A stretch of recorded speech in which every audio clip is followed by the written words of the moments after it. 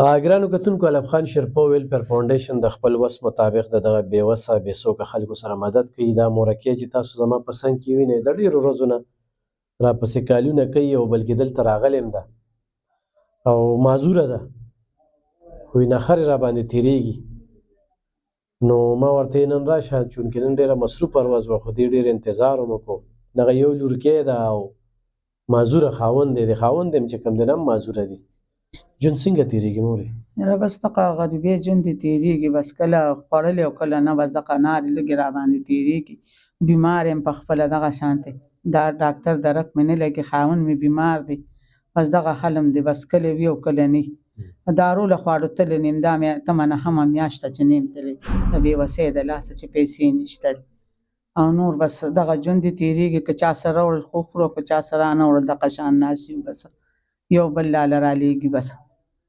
او بوډا خاوند او دغه لور مې ده را سره غریبه، بس په کور کې ناست یو، بس هم د بل ځای دی، بیګار ځای دی بس. صحیح. ښه ګرانو کتونکو، د هغه وروڼو په وجه باندې څوک چې زموږ سره کومک کوي، موږ غواړو چې خلکو له هر څه ورکړو چې سم وزدس وي. خو چې کوم ورور د طرف نه چې کوم دی دا چڼه راغلې ده، دا ځان سره ونیسه ګلې، دا ځان سره ونیسه.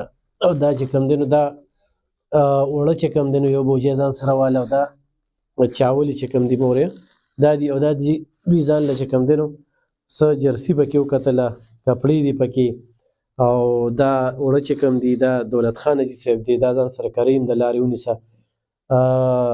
حاجي صاحب بل یو زنانه دپاره چې کوم دی نو 10,000 روپۍ رالېږلې وي، او د هغوی د کور کار چې کوم دی هغه پرې روان شي، یعنې رورې ځان له ګاډی دوی لپاره همداسې د روزګار چې کوم دی نو تمه په کار دي.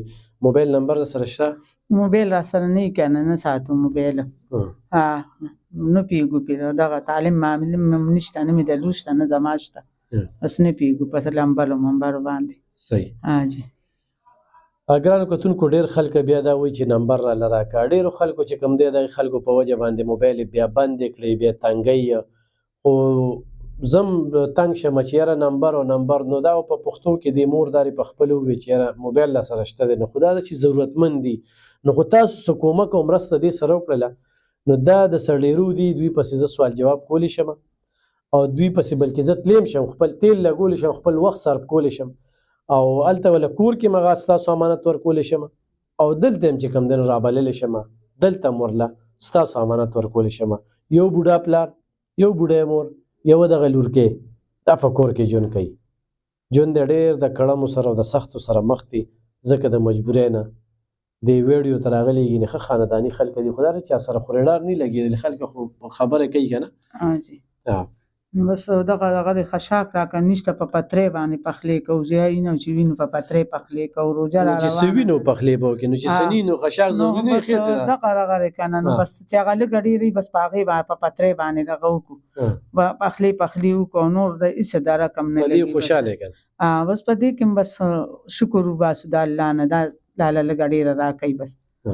جی. او د خپل رب ډېر شکر گزار یم چې یا الله زما له لاسه خورې داسې چاله څه ورکړل، دا د الله په مهربانۍ سره چې دې ځای نه خو بس یوسي، او هغه دولت خان حاجي صاحب الله یې سره ښه وکړي، او خدای دې ورله ډېره تېره ورکړي چې چا رالېږلي زمونږ په نوم باندې، نو خدای دې ورله ډېره تېره ورکړي. ستاسو په نوم چا رالېږلي نه دي، دا دلته رالېږلي، یا داسې نه چې زړه کې دا راشي که نه چې داسې وي، خو دا د هغوی د طرف نه دي، نو لکه تاسو حقدار یې، تاسو له راغلي دي، لکه تاسو مونږ له راکړئ که نه، لکه دا دغه رور چې کوم دی چا طرف نه چڼه راغلې ده، چاولې راغلي دي، هغه رور هم د خدای پاک دغه کړي. تخریق له طرف نه چې کوم دی دی پکې ځان له جرسي وکتله، دې پکې جرسي وکتلی، مې ځان له پکې دا زما خوښه شوه، وایي نو دا زه یو سمه. صحیح. نو ګرانو کتونکو، ضرورتمند دي، دا مردار او درېدی نه شي، بیماره ده، بې نظیرې هغه پیسې هم بندې شوي دي، یا کوم نښه لکه چې بند شوي نو هغې کې دا مور هم ځپلې شوې ده، په هغې ډېره ګزاره کېدله، خو هغه هم بند دي، نو ضرور ورسره ملاتړ وکړئ. ډېره مننه.